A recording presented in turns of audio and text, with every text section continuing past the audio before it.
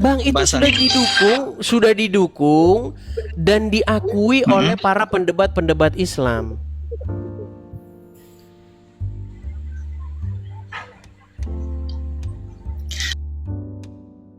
Sedangkan yang dimaksud dengan tuanku yang di dalam surah Yusuf ini bukan Nabi Muhammad,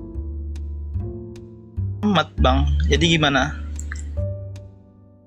Memang bukan Muhammad, aduh Tuhan. Bang, yang dimaksudkan Yusuf di situ, Yusuf itu kan tidak hidup sejaman dengan Muhammad. Yang dimaksudkan kata Rob di situ adalah suami dari si perempuan itu sendiri. Iya, si raja itu kan. Iya. Kenapa Yusuf menyebut suami perempuan itu sebagai Robnya? Karena posisi Yusuf adalah orang yang menjadi budak dari suaminya itu. Karena Yusuf itu adalah milik dari suaminya perempuan itu. Dia berkuasa penuh atas diri Yusuf itu. Kalau dia bilang, Yusuf kiri, dia harus kiri. Yusuf kanan, dia harus kanan. Itulah kenapa Yusuf menyebutnya sebagai Robbi. Nah, berangkat dari situ, orang yang dimana dia dikendalikan oleh sesuatu, maka sesuatu itu adalah Robnya. Contoh, umat muslim. Kalau Allah bilang, hei umat muslim, belok kiri. Sebagai muslim yang sejati, belok kiri enggak? Manut-manut sama Allah? Iya. Iya. Makanya posisi di umat muslim terhadap Allah adalah Robnya. Tapi apakah hanya Allah yang ditaati dan dipatuhi oleh umat muslim? Bukan hanya Allah, tapi juga Muhammad. Karena tidak mungkin Anda patuh sama Allah tanpa patuh sama Muhammad. Bisa nggak muslim patuh sama Allah tanpa patuh sama Muhammad? Bisa nggak? Karena yang menyuruh patuh kepada Nabi Muhammad itu Allah sendiri, Bang. Nah itu artinya Allah menyuruh supaya kalian menjadikan Muhammad sebagai Rob kalian. Yang menyuruh itu Allah sendiri. Sekalipun saya percaya Allah itu karangannya Muhammad sendiri. Gitu. Sama itu Bang dalam kekristenan. Siapa yang menyuruh mempertuhan Yesus itu? Siapa yang menyuruh menaklukkan diri kepada Yesus? Bapa di sorga sendiri. Karena ketika kita menaklukkan diri mempertuhan Yesus, sebenarnya secara otomatis kita mempertuhan Bapa di sorga. Makanya barang siapa yang taat tunduk kepada Yesus, sesungguhnya dia sedang tunduk dan taat kepada Bapa di sorga. Barang siapa yang dikendalikan oleh Roh Kudus, sesungguhnya dia sedang dikendalikan Bapa di sorga. Makanya ada istilah Tunggal, Bapa, Anak, dan Roh Kudus. Tiga, tetapi ketiga ini adalah satu. Kalau di antara ketiganya itu siapa yang paling prioritas dalam menentukan sesuatu, Bang? Prioritas gimana? Kalau dalam Bible dikatakan kepala dari gereja adalah Kristus, dan kepala dari Kristus adalah the God, Bapa di sorga. Seperti itu. Jadi sebenarnya ketika Anda mengatakan kenapa kau tuhankan tiga, sebenarnya kau menuhankan dua, itu loh. Tapi kami tidak pernah mengakui, Bang, bahwasanya kami menuhankan dua. Iya, karena kalian sudah ketutup, kalian sudah sama lemak sapi. Sama lemak kambing kepala kalian.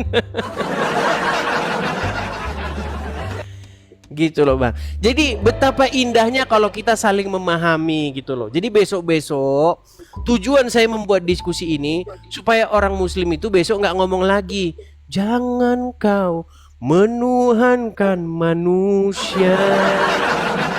Sesungguhnya itu terjadi pada diri kalian. Kalian menuhankan manusia, menjadikan manusia sebagai Rob kalian. Namanya Muhammad. Nah, makanya saya bilang, wahai umat muslim, berhentilah kalian mempertuhan Muhammad.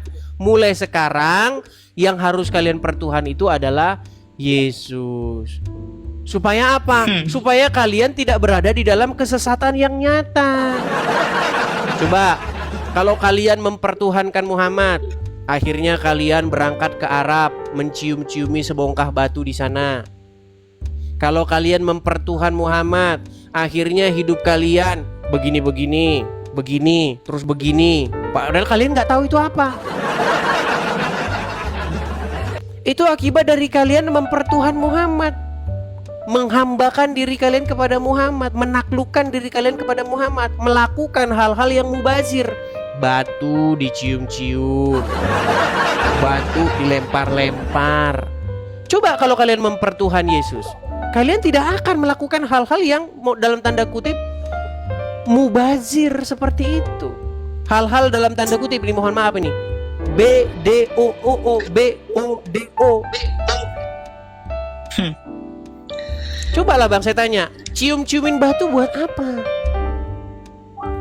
Kenapa batu dicium-ciumin? Jauh-jauh ke Arab Saudi, nabung puluhan tahun, ngantri puluhan tahun, sampai sana cuman suruh nyium-nyiumin sebongkah batu.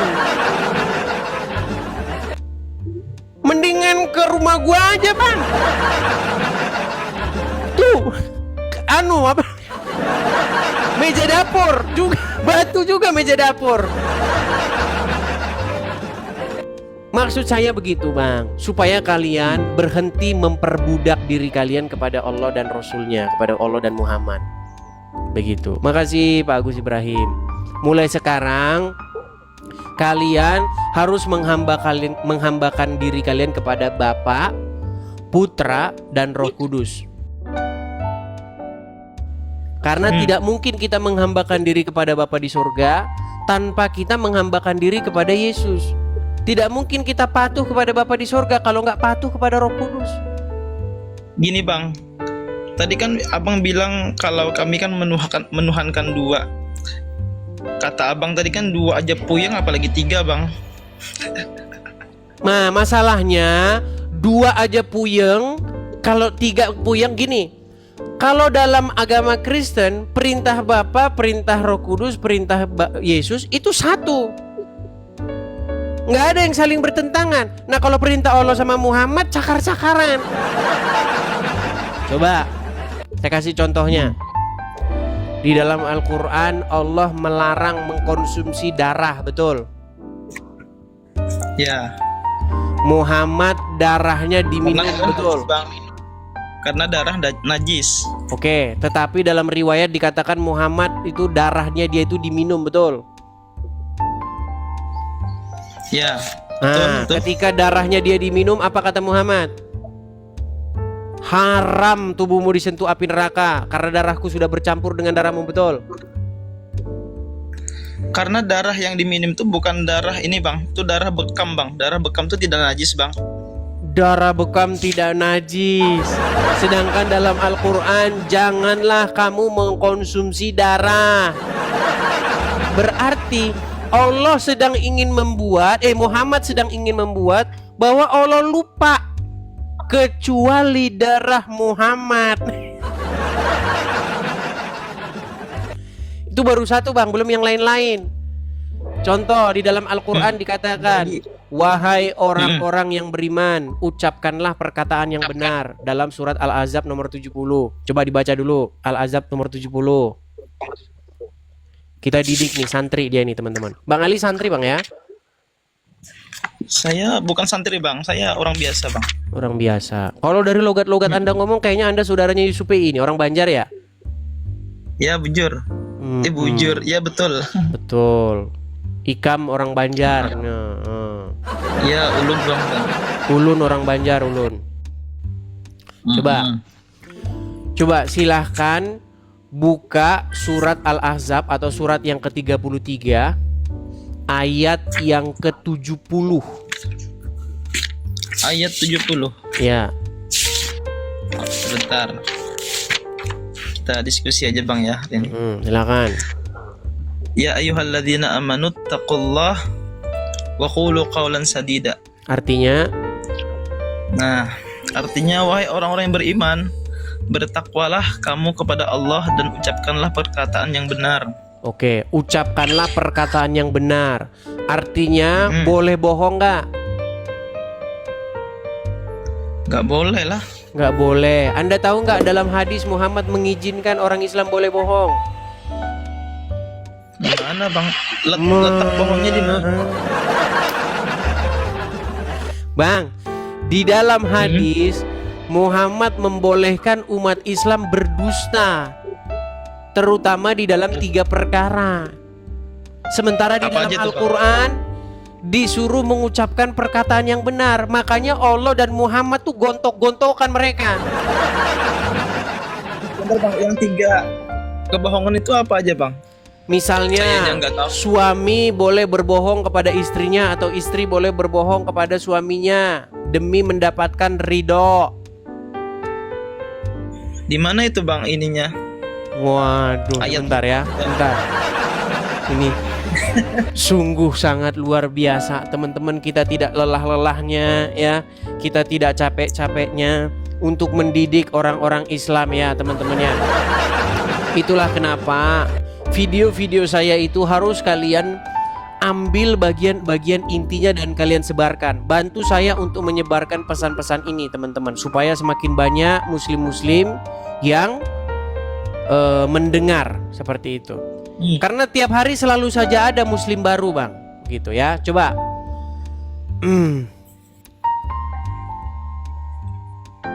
sebentar. Iya. Anda belum pernah tahu bahwa Muhammad mengizinkan boleh berdusta dalam 3 hal ya? Gak ada bang. Oke, baik. Saya putarkan, coba bang dengarkan ya. Bolehkah kita bohong demi kebaikan? Boleh bohong 3. Pertama, mendamaikan orang yang berkelahi. Kedua, pada saat jihad perang menolong orang Islam dari kejaran musuh. Ada tadi dia masuk sini? Tak ada. Betul, tak ada. Pergi. Boleh. Yang ketiga, mendamaikan rumah tangga. Suami Boleh bohong dalam 3 hal kan? Sedangkan dalam Ya, Al-Quran, ya ayyuhallazina amanu, wahai orang-orang yang beriman, ucapkanlah perkataan yang benar. Betul? Betul.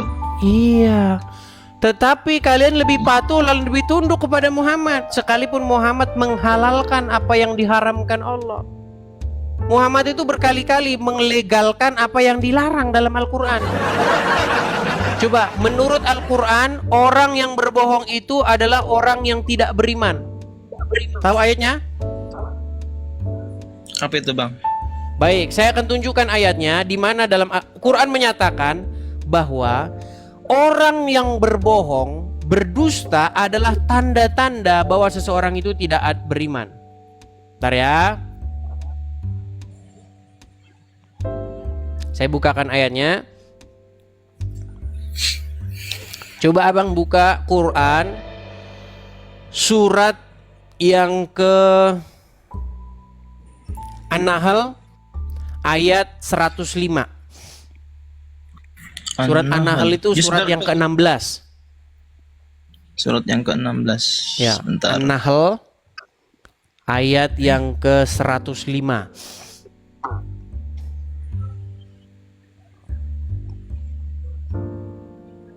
Sebentar bang ya.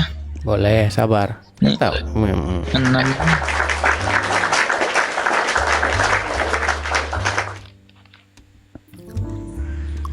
Mana nih? Surat yang ke-16, Bang. Oh iya. An-Nahl ayat 105. Kebetulan saya ini, Bang, 100 kali lebih saya khatam Al-Quran itu. Jadi saya tahu persis Waduh. apa itu Al-Quran. Bahkan saya merasa tidak ada satu orang pun di muka bumi ini orang Islam yang lebih ngerti Quran daripada saya. Sayalah orang yang paling ngerti Al-Quran, Bang. Kalau mau tanya Quran, tanya sama saya. Iya memang. Memang itu kan visi An-Nahl misi abang kan? 103. Salah ya. 105 maksudnya, Bang. 105. Surat An-Nahl ayat yang ke-105.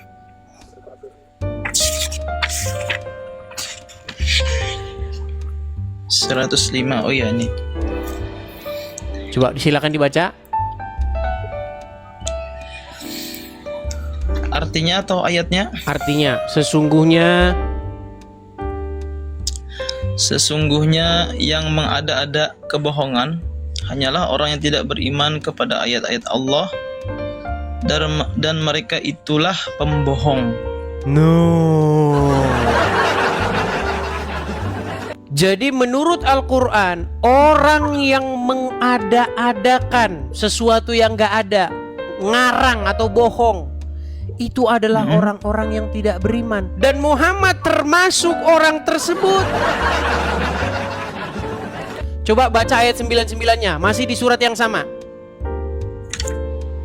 99. Apa dikatakan di situ? Sungguh setan itu tidak akan berpengaruh terhadap orang yang beriman dan bertawakal kepada Tuhan. Oke. Artinya setan bisa mempengaruhi orang yang beriman nggak? Maksud di ayat ini Bang, karena di sebelumnya itu kan ada ayat 147 juga. Yang dimaksud pembohong itu melakukan kebohongan terhadap ayat-ayat Allah, bukan kebohongan yang dimaksud dengan oleh Muhammad Ustadz. melakukan kebohongan terhadap ayat-ayat Allah. Dia melakukan kebohongan terhadap ayat-ayat Allah. Allah mengatakan suruh mengucapkan yang benar, Muhammad malah bilang boleh bohong. Berarti dia mengadakan kebohongan terhadap ayat-ayat Allah itu. Coba sekarang begini. Menurut ayat 99, apakah bisa setan itu mempengaruhi orang yang beriman? Bisa. Coba dibaca lagi, Bang. Dibaca lagi. Yang 99 tadi ya. Ya. Sungguh setan itu tidak akan berpengaruh terhadap orang yang beriman dan bertawakal kepada Allah. Oke. Bisa nggak setan mempengaruhi orang yang beriman? Ya, kalau di ayat ini nggak bisa, Bang. Nggak bisa. Saya tanya, sihir dari mana? Setan. Setan. Kalau orang beriman bisa nggak kena pengaruh setan? Tidaklah. Tidak bisa. Muhammad kena pengaruh sihir nggak? Nabi Muhammad Kena pengaruh sihir nggak dia? kena. Kena. Berarti kesimpulannya dia orang beriman tidak? Beriman, Bang. Nah, pelan-pelan ya. Orang yang Bentar, beriman tidak mungkin bisa dipengaruhi setan. Muhammad kena pengaruh sihir. Sihir datangnya dari setan. Berarti kesimpulannya bagaimana? Apakah Muhammad termasuk orang yang beriman karena dia kena pengaruh setan, kena pengaruh sihir? Ya. Berarti Muhammad tidak beriman. Beriman. Setuju? Beriman lah. Ini gimana sih ini? Bang, pelan-pelan. Satu kali lagi, ini terakhir nih. Satu kali lagi. Apakah orang yang beriman dan bertawakal kepada Tuhannya menurut surat An-Nahl ayat 99 dapat dipengaruhi oleh setan? Tidak. Tidak dapat. Apakah Muhammad dipengaruhi oleh setan?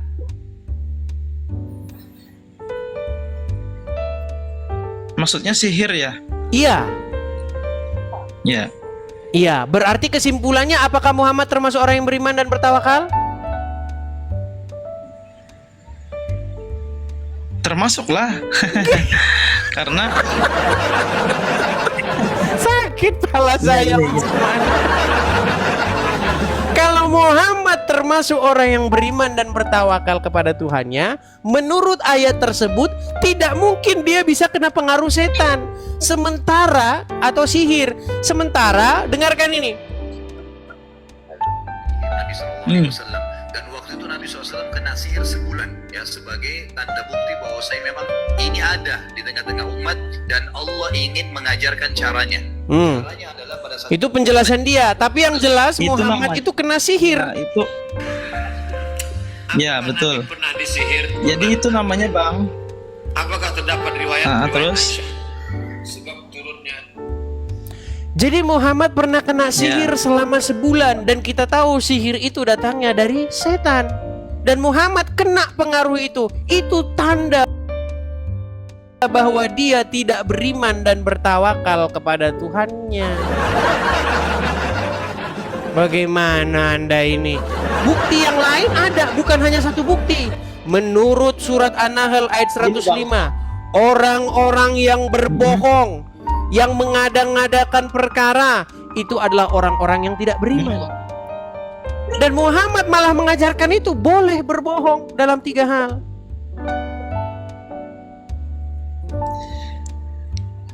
Ya, masalah Nabi Makanya Muhammad saya itu bilang terkena begini, sihir, Bang. Bang. Berhentilah Anda Sini, Bang.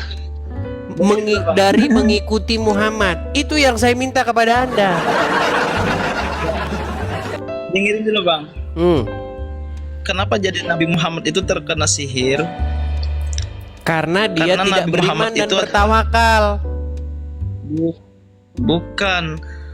Karena itu adalah sifat basyariahnya Nabi Muhammad SAW, bahwa membuktikan Nabi Muhammad itu adalah manusia biasa. Oke, Seperti kalau kita, dia namun manusia beliau biasa, keistimewaan kenapa yang kalian dimiliki perlakukan oleh dia manusia bak lain. dewa? Bang, Muhammad manusia biasa kan?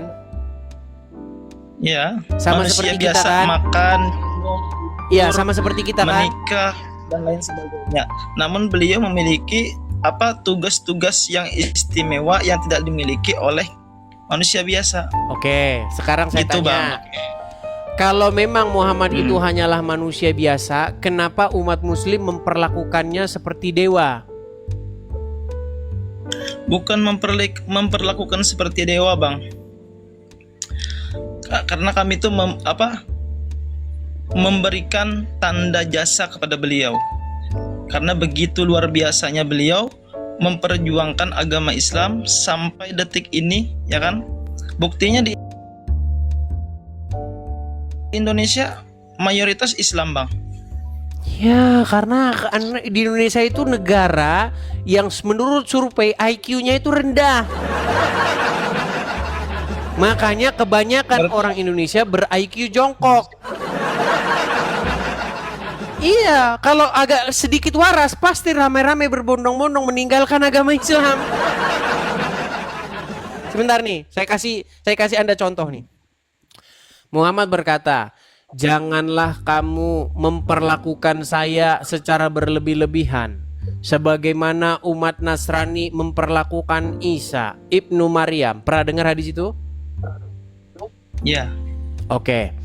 Coba, perbuatan apa yang dilakukan oleh orang Nasrani terhadap Isa tetapi tidak dilakukan kepada Muhammad? Bahkan umat Islam memperlakukan Muhammad lebih ketimbang orang Nasrani memperlakukan Isa. Mau saya kasih contohnya? Boleh. Baik. Di dalam riwayat-riwayat orang-orang Nasrani, adakah orang Nasrani meminum air kencingnya Isa? Ada? Nggak ada. Adakah dalam riwayat-riwayat orang Nasrani di mana orang Nasrani mengumpulkan bekas keringatnya Isa? Nggak ada. Adakah orang Nasrani menjadikan bekas air cuciannya badannya Isa sebagai satu barokah? Nggak ada. Tapi dalam riwayat-riwayat agama Islam, Bang, waduh, Bang, kencingnya Nabi diminum, ludahnya Nabi jadi rebutan, keringetnya Nabi jadi parfum, bekas air wudhunya Nabi jadi rebutan. Padahal Muhammad berkata, "Jangan kamu memperlakukan aku berlebih-lebihan." Ternyata umat muslim lebih parah. Makanya saya bilang, Bang, sesungguhnya kalian itu adalah umat yang mempertuhankan manusia, yaitu Muhammad, bahkan sudah meninggal. Itu diakui oleh lawan-lawan debat saya. Itu Bang, ketika ada seorang sahabat yang meminum darahnya Nabi Muhammad itu tanpa sepengetahuan Nabi Muhammad Bang. Ya, tapi dibenarkan nggak oleh dia? Tahu, bukan dibenarkan, tapi ketika sudah terminum kan nggak mungkin kan dimuntahkan seperti itu Bang. Makanya Nabi Muhammad SAW langsung mengatakan haram tubuhmu dijilat api neraka. Oke. Artinya Karena tidak oke, mengalir apakah di darahku, situ kata Muhammad mengatakan dia peduli terhadap ayat Al-Qur'an yang mengatakan bahwa darah itu tidak boleh dikonsumsi? Artinya baik yang meminum darah, baik Muhammad, kedua-duanya mereka tidak peduli dengan Al-Qur'an. Yang minum darah tidak peduli dengan larangan minum darah dalam Al-Qur'an. Yang darahnya diminum yaitu Muhammad malah membenarkan perbuatan itu dengan berkata, haram tubuhmu disentuh api neraka. Itu Bang, saking cintanya Bang seorang umat dengan nabinya seperti itu Bang. Saking Abang aja cintanya ya, sehingga firman Allah diacuhkan, betul? Iya, karena orang yang cinta itu makanya saya bilang kalian inilah yang mempertuhankan Muhammad. Sehingga ayat-ayat Al-Qur'an bagi kalian tidak ada gunanya.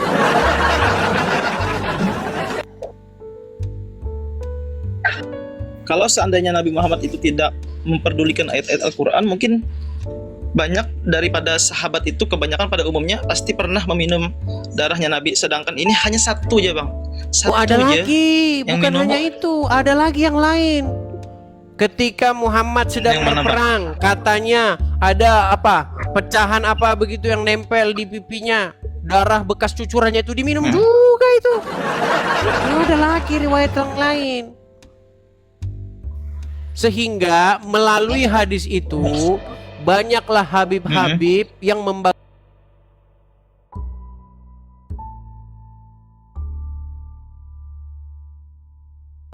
dirinya.